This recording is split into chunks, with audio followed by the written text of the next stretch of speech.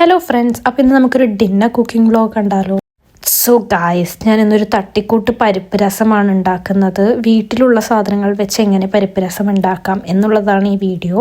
So പരിപ്പ്, വെളുത്തുള്ളി, തക്കാളി, ചൂടുവെള്ളം ഇട്ട് ഉപ്പും മഞ്ഞൾപ്പൊടി ഇട്ട് വേവിക്കണം. ആൻഡ് ഓൾസോ രസപ്പൊടി ഇടണം. ഇതിട്ടിട്ട് നല്ലോണം വേവിച്ചെടുക്കണം.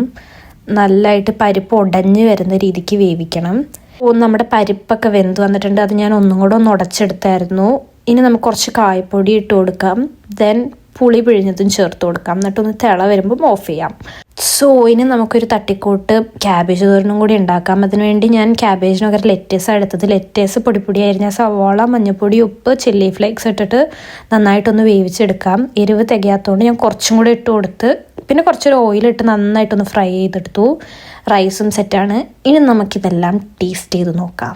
സോ ഗായ്സ്, രസത്തിൽ ആക്ച്വലി മല്ലിയില അങ്ങനത്തെ സംഭവങ്ങളൊക്കെ ഇടണമായിരുന്നു. ബട്ട് എൻ്റെ കയ്യിൽ അതില്ലാത്തതുകൊണ്ട് ഉള്ളത് കൊണ്ട് ഓണം പോലെ എന്ന് പറഞ്ഞ് ഞാൻ ഉണ്ടാക്കി. But the rasam turned out to be so good. So do try it out. Bye by.